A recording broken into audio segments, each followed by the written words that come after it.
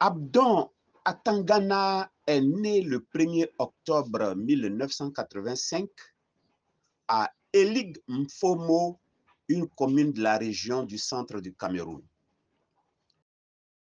En tant qu'Africain, quand il y a un certain nombre de choses, il y a des gens qui sont là pour combattre, qui veulent détruire, qui pensent que la connaissance est blanche. Je me demandais comment est-ce que c'est possible que toutes les formules que nous avons étudiées portent les noms des gens de l'Occident. Et la question que je me posais chaque fois, est-ce que nous n'avons pas contribué en tant qu'Africains? Mon enfant n'est pas facile parce que je n'avais pas grandi avec mon père et avec ma mère. Mon père m'avait abandonné quand j'étais 6 mois dans le ventre. Il y avait des années où j'étais incapable de payer la scolarité. Donc, j'étais en classe aujourd'hui et demain, je suis dehors parce qu'on me mettait souvent dehors. Je passais 2 ou 3 4 jours sans manger. C'était très difficile. Une fois, j'avais mangé l'oignon pour 3 jours pour vivre. Je n'avais jamais eu un livre de mathématiques. Ce que je faisais, c'est que quand mon ami avait un livre de mathématiques, je prenais ce livre-là, on étudiait ensemble. Je partais à pied chaque matin à minuit pour aller faire les cours. Je suis de ceux qui pensent que l'Afrique, ou alors les Africains, ne sont pas suffisamment respectés souvent,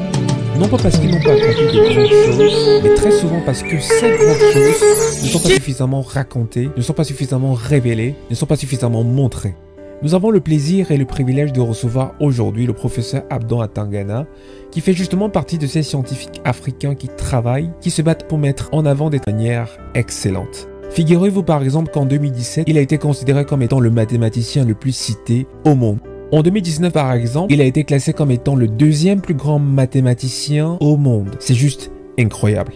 Nous allons discuter avec lui dans 2 parties. Dans la première partie, nous allons comprendre d'où est-ce qu'il vient, dans quel contexte est-ce qu'il a grandi, quelles sont les difficultés par lesquelles il a eu à passer. Nous allons comprendre quelles sont les personnes qui l'ont inspiré, pourquoi est-ce qu'il s'est lancé dans les mathématiques. Et dans la deuxième partie de l'interview, nous allons comprendre pourquoi est-ce qu'il se bat pour promouvoir les mathématiques et la science de manière générale. Nous allons comprendre ses différentes initiatives.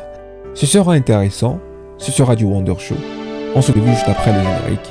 À tout de suite.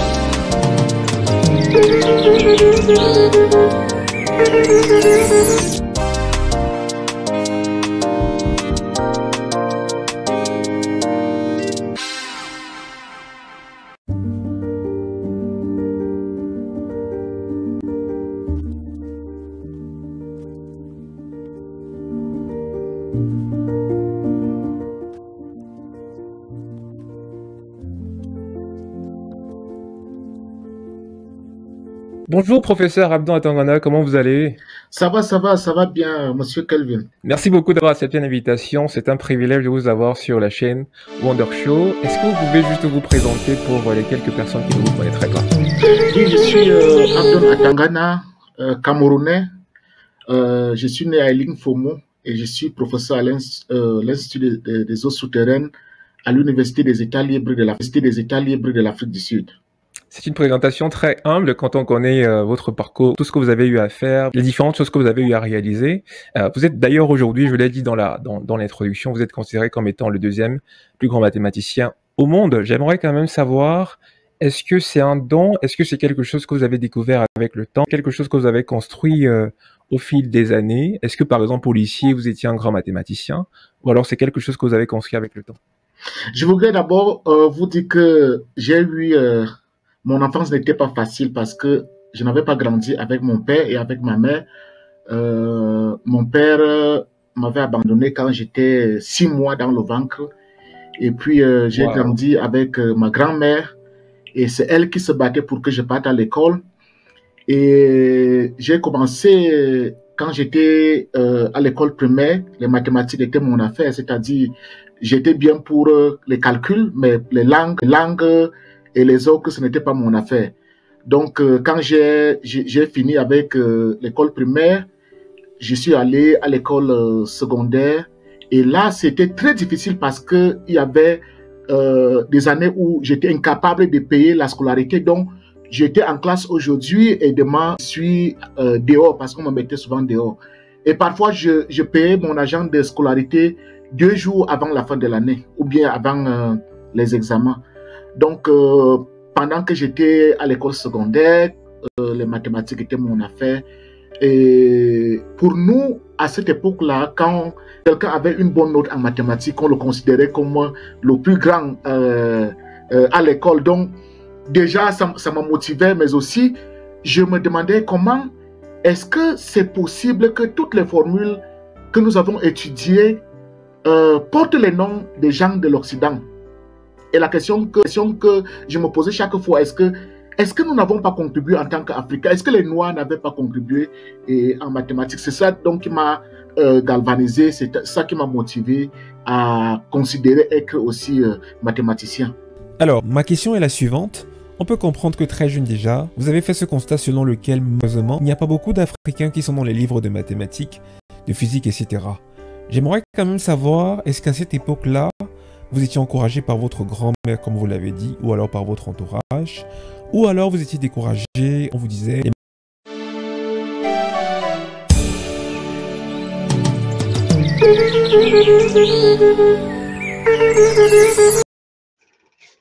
Concernant sa carrière, le professeur Abdon Atangana est un professeur de mathématiques. Enseignant-chercheur d'origine camerounaise, il se spécialise dans les mathématiques appliquées et devient le plus jeune mathématicien africain à rejoindre la liste Clarivate Web of Science. Pour ses recherches, ses intérêts de recherche sont les méthodes et les applications des équations différentielles partielles et ordinaires, les équations différentielles fractionnaires, les méthodes de perturbation, les méthodes asymptotiques, les méthodes itératives et la modélisation des eaux souterraines. Il est le fondateur du calcul fractionnaire avec des noyaux non locaux et non singuliers. Il a participé à créer une dérivée nommée Atangana-Balomu Fractional Derivate. Il est éditeur en chef de plusieurs journaux scientifiques en mathématiques pures et appliquées. Classé deuxième meilleur mathématicien du monde dans le top 2% des scientifiques au monde par l'université de Stanford. Le Camerounais Abdon Atangana devient à 35 ans l'un des meilleurs scientifiques au monde. Ses travaux sont les plus cités dans le monde scientifique. Abdon Atangana inscrit son nom dans la plus prestigieuse liste mondiale, la Clarivate Web of Science. Selon cette revue, cette distinction récompense les véritables pionniers dans leur domaine en cours de la dernière décennie. Monsieur Atangana est classé dans cette liste en raison de sa contribution intersectorielle qui comprend les mathématiques et les mathématiques appliquées à des problèmes du monde réel. Le professeur Atangana a développé un nouvel opérateur fractionnaire utilisé pour modéliser des problèmes tels que le passage de l'écoulement des eaux souterraines, la propagation des maladies infectieuses, le comportement météorologique, le type de régulateur de vitesse dans les voitures, etc. Une performance et une reconnaissance qui font dire à Atangana que la plupart des formules mathématiques proviennent d'Europe. Donc, quand j'ai présenté mon opérateur, c'était comme un sentiment de décolonisation. Cela montre que les Africains peuvent également concourir sur la scène mondiale. Il précise par ailleurs, cet honneur n'est pas pour moi, c'est pour l'Afrique tout entière. Je travaille dur pour que les enfants noirs africains puissent dire un jour que l'Afrique ouvre la voie en mathématiques. Il n'y a rien que nous ne puissions faire. Le chercheur dit avoir formulé son opérateur en 2016 lorsqu'il a terminé ce doctorat à l'université. En 4 ans, l'enfant du Cameroun a réussi, grâce à ses travaux, à publier dans plus de 20 revues de premiers plans des mathématiques appliquées et des mathématiques pures. Dans certaines de ces revues, il officie comme le premier Africain sélectionné comme rédacteur en chef.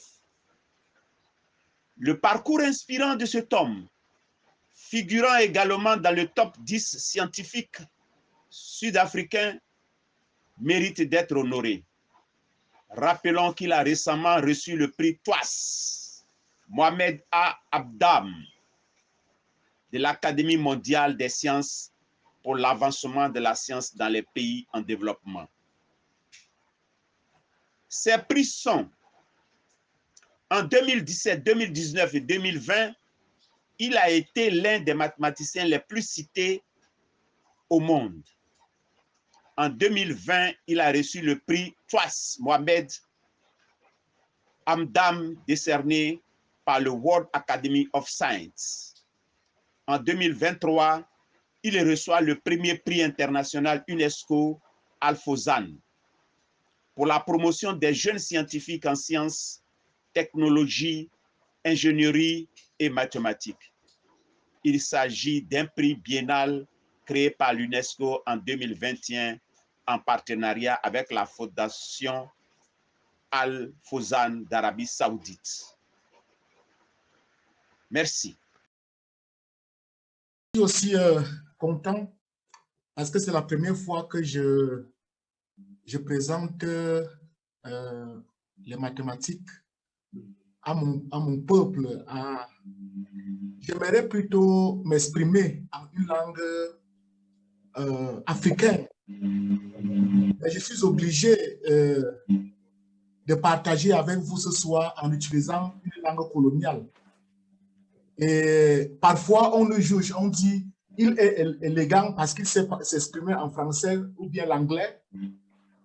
J'aurais mieux qu'on dise qu'il est élégant parce qu'il sait s'exprimer soit en éton ou bien soit en ewo. Alors, je voudrais tout d'abord remercier l'association Bia Bia. Et je crois que peut-être que l'ambassadeur du Cameroun au Japon est connecté, je ne suis pas sûr. Je vois que c'est une association mettre en place des projets, mettre en place des idées comme vous êtes en train de faire, c'est un grand pas. Je voudrais tout d'abord dire que je ne suis pas français, donc n'espérez pas que mon français sera élégant. Je suis étonné de l'Infomo. Alors, je voudrais présenter, dire aux Africains que aujourd'hui, la seule chose qu'on entend, c'est que les Africains fuient l'Afrique pour venir en Europe parce que je voudrais dire que l'Afrique a aussi eu des succès en avant. Alors, je voudrais commencer en posant cette question. L'Afrique était autrefois un temple de connaissances. Qu'est-ce qui s'est passé?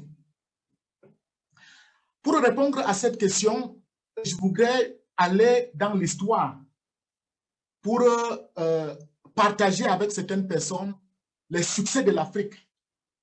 Je commence par exemple avec le peuple carthaginois. Le Carthage était une ancienne cité d'État et civilisation phénicienne située dans l'actuelle la Tunisie. Elle était fondée vers 814 avant l'arrivée de Jésus en tant que colonie de Tyr. C'était l'une des villes les plus riches, les puissantes, la plus puissante de l'Antiquité. est le centre d'un important empire commercial et maritime qui dominait la Méditerranée occidentale jusqu'au milieu du 3e siècle avant l'arrivée de Jésus-Christ. Vous voyez, l'Afrique n'était pas juste un petit continent où les gens étaient juste assis en train de boire la bière. Non, l'Afrique a contribué. Je voudrais aussi vous parler de l'Égypte.